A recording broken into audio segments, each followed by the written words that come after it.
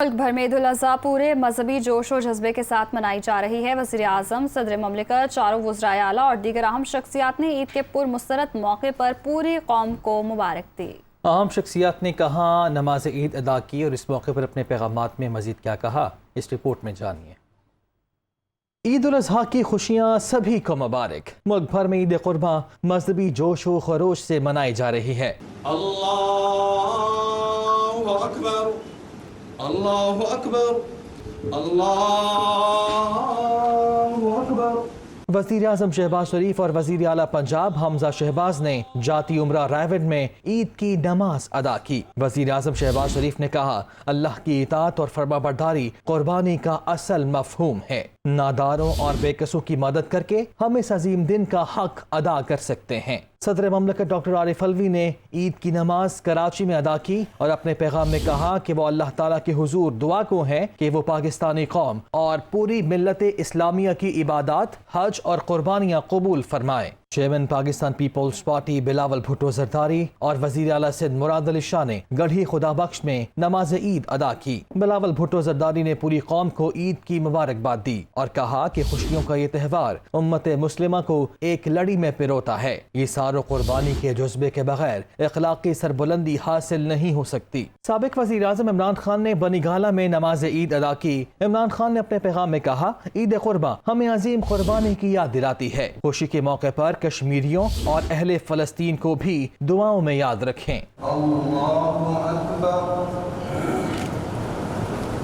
वज़ीर आला खैबर पख्तूनख्वा महमूद खान ने गवर्नर हाउस पेशावर और वज़ीर आला बलोचिस्तान अब्दुल कदूस बजंजो ने गवर्नर हाउस कोयटा में नमाज ईद अदा की। वज़ीर आज़म आज़ाद कश्मीर सरदार इलियास तनवीर ने इस्लामाबाद में नमाज ईद अदा की। इस मौके पर वज़ीर आज़म आज़ाद कश्मीर का कहना था कि ईद उल अज़हा ईसार और कुर्बानी के जज्बे का दिन है। साबिक वज़ीर खारिजा शाह महमूद कुरैशी ने बहाउद्दीन ज़करिया मुल्तानी के दरबार और साबिक वज़ीर आज़म यूसुफ रज़ा गिलानी ने दरबार मूसा पाक में नमाज ईद अदा की। साबिक वज़ीर दाखिला शेख रशीद ने पूरी कौम को ईद की मुबारकबाद दी और ईद की नमाज लाल हवेली में अदा की। अमीर जमात इस्लामी सिराजुल हक ने मंसूरा लाहौर में नमाज ईद अदा की। MQM पाकिस्तान के कन्वीनर खालिद मकबूल सिद्दीकी ने अजीजाबाद में नमाज ईद अदा की और मुल्क की खुशहाली के लिए खुसूसी दुआएं की। वज़ीर आज़म शहबाज शरीफ ने सदर ममलिकत डॉक्टर आरिफ अलवी को टेलीफोन किया और ईद की मुबारकबाद दी। वज़ीर आज़म ने सदर मुमलिकत को ईद उल अज़हा की मुबारक दी। सदर डॉक्टर आरिफ अलवी ने भी वज़ीर आज़म शहबाज शरीफ को ईद की मुबारकबाद दी। दोनों कायदीन ने एक दूसरे के लिए खैर सगाली के जज्बात का इजहार किया।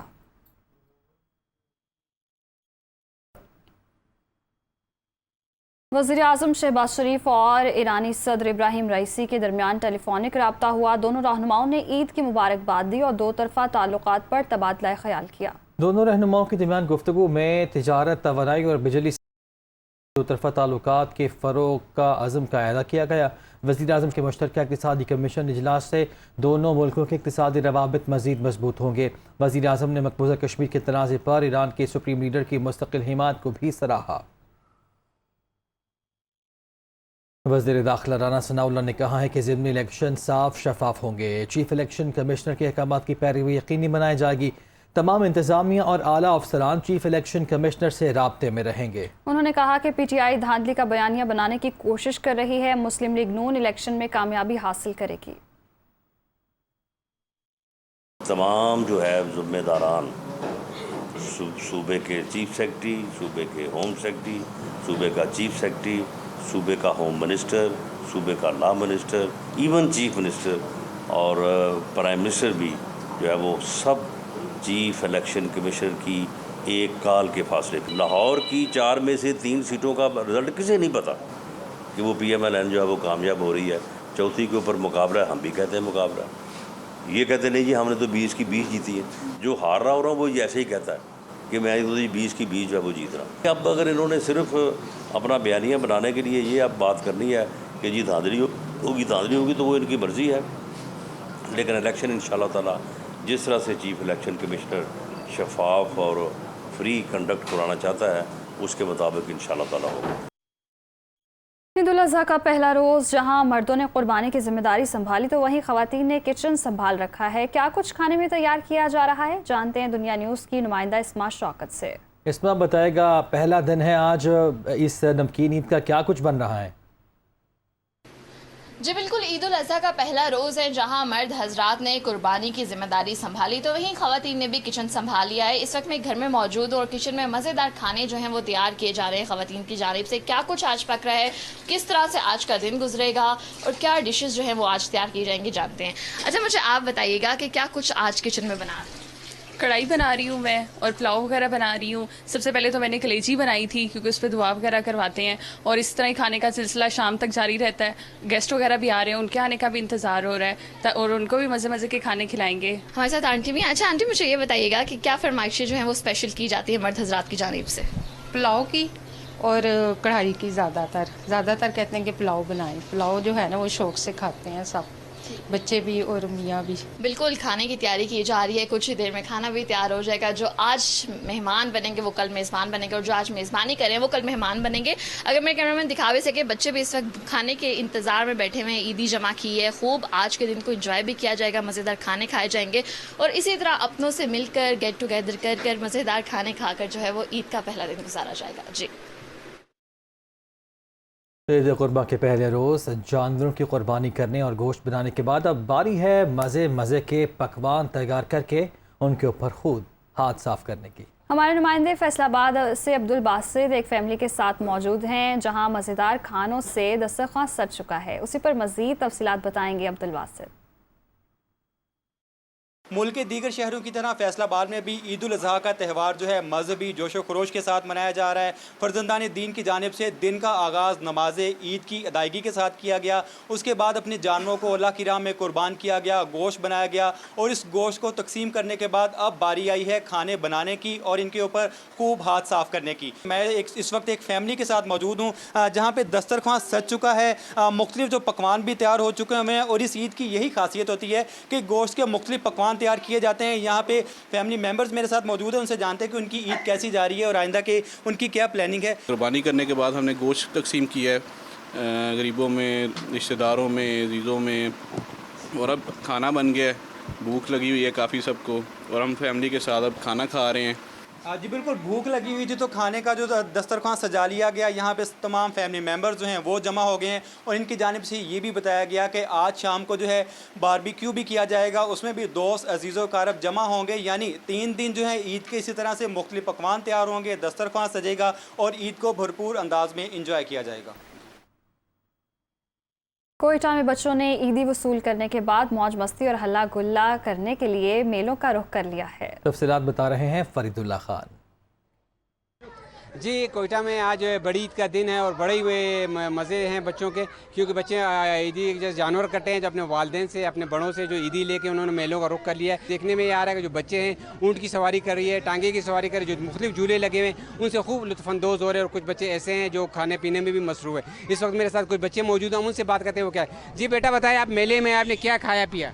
मैंने गोलगप्पे खाए, चाट खाई, आइसक्रीम खाई, ऊँट की सवारी की, घोड़े की सवारी की। जी बेटा बताएं, आप किस तरह एंजॉय कर रही हूँ मेले को? मैं ऊँट वाले बैठी और बहुत ज़्यादा मज़ा था। मैंने स्लश भी पीता और मैं घोड़े पे बैठी हूँ। जितने बच्चे मेले में आए खूब एंजॉय करें। उनका कहना है कि जब तक उनके जेबों में या बच्चियों की जो पर्स है उनमें जब तक ईदी मौजूद है उस मेले की जो रौनक को दोबारा रखेंगे। जी, कराची के मुख्तलिफ इलाकों में फिर बारिश। North Nazimabad, FB area, Gulberg में बादल बरस पड़े। Site area, Gulistan Jauhar, KDA और गुलबहार में भी बारिश का सिलसिला जारी है। तो मानसून की बारिशों का सिलसिला जारी है। इससे पहले जो स्पेल हुआ था, जो पानी खड़ा था सड़कों पे, वो ताहाल निकाला नहीं जा सका है। आवाम को परेशानी का सामना करना पड़ रहा है और ईद का आज पहला दिन है। ऐसे में सुन्नत इब्राहिमी की अदायगी भी जारी है। जो आलाइशों का सिलसिला होगा, ऐसे में मुख्तलिफ जो परेशानी का सामना करना पड़ सकता है। तफसीलात जान लेते हैं, हमारी नुमाइंदा सालिहा फ़िरोज़ खान हमारे साथ मौजूद हैं।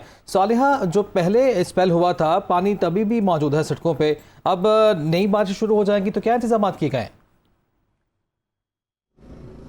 जी देखिए, बारिश का पानी जो है वो अब तक तो निकासी के इंतजामात ना किए गए। जैसे सुबह भी हमारे नुमाइंदे ने तमाम तर तफसीलात से आपको आगाह किया था, कराची की बेशतर सड़कों का जायज़ा लेकर उसको नशर भी हमने किया था। और सूरत हाल अभी भी बहुत ज़्यादा अबतर है। सुन्नत इब्राहिमी की अदायगी करने वालों को काफ़ी मुश्किल का सामना है। लेकिन अभी जो कराची शहर के मुख्तलिफ इलाकों में बादल बरसना शुरू हुए हैं, ये हल्के से दरमियाने दर्जे की बारिश है। और इसका आगाज़ जो है Orangi town, Nazimabad, north Nazimabad, federal B area, Gulberg के इलाकों में हुआ, जहाँ पर कहीं दरमियाने दर्जे की बारिश हुई तो कहीं हल्की बारिश का सिलसिला जो है वो जारी रहा। मौसम का हाल बताने वाले कहते हैं कि आज जो है सारा दिन वक्फे से यूं ही हल्की या दरमियाने दर्जे की बारिश हो सकती है। ये वो सिस्टम है जो गुज़िश्ता रोज़ जमकर बरसा था और अब जो है वो आहिस्ता आहिस्ता शहर से निकल रहा है। इस वक्त वो बहरे अरब और बलूचिस्तान की कोस्टल बेल्ट पर मौजूद है। उसी के नतीजे में कराची के मुख्तलिफ इलाकों में बादल बरस रहे हैं। लेकिन अगर दरमियाने दर्जे की भी बारिश होती है उन इलाकों में जहाँ पहले से ही निकासी के इंतजामात ना किए गए, तो वहाँ पर जो मकीन होंगे उनको जो है वो मुश्किल का सामना करना पड़ सकता है। क्योंकि अभी भी जो है वो इंतजामात वैसे नहीं है जैसे शहर के होने चाहिए। क्योंकि कराची के इंफ्रास्ट्रक्चर के हवाले से हम सब अच्छे से वाकिफ़ हैं कि थोड़ी सी भी बारिश होती है तो कराची के जो शहरी होते हैं उनको काफ़ी अजियत का सामना करना पड़ता है। अभी तो मानसून का आगाज़ हुआ है, जबकि मानसून का दौरानिया जो है वो 3 माह पर मुश्तमिल होता है। अभी हम पहले फ़ेज़ में, और पहला फ़ेज़ जो होता है वो शिद्दत का होता है। 15 अगस्त तक कराची के मुख्तलिफ मकामात पर वक्फे से बादल बरसते रहेंगे। ताहम सिंध के मुख्तलिफ इलाकों में भी जो है वो जमकर बादल बरस रहे हैं। मौसम का हाल बताने वालों ने यही कहा है कि अगला स्पेल जो है वो ईद के बाद भी, ईद गुजर जाने के बाद मुतवक्को है। लेकिन वो स्पेल किस तरह का होगा, कितनी नौयत का होगा, इसके हवाले से कुछ भी कहना कबल अस वक्त। ताहम जो मुतल्लिक़ा इदारे हैं उनको जो है वो एडवाइजरीज जारी की गई हैं, इससे पहले भी की गई थी, ताकि जितने भी जो इक़दामात हैं, जो नाले हैं उनकी सफाई कर ली जाए, जो सड़कें हैं जहाँ खड्डे हैं, गड्ढे बने हुए हैं उनको भर लिए जो है, ताकि किसी किस्म की दुश्वारी का सामना नहीं हो। अगर 40 मिलीमीटर या फिर 30 मिलीमीटर भी बारिश होती है तो उसमें ये होता है कि पानी जो है वो टखनों तक जमा हो जाता है। जो खड्डे होते आपने हैं। तफसीलन आगाह किया, आपका शुक्रिया। हाफिज नईमुर रहमान ने कहा है कि एक बारिश ने सिंध हुकूमत के दावों की कलई खोल दी। मुर्तज़ा वहाब वहाँ जाते हैं जहाँ पानी की निकासी हो जाती है। पीपीपी और एमकेएम ने पहले काम किया ना अब करेंगे, वो कराची में मीडिया से गुफ्तगू कर रहे थे।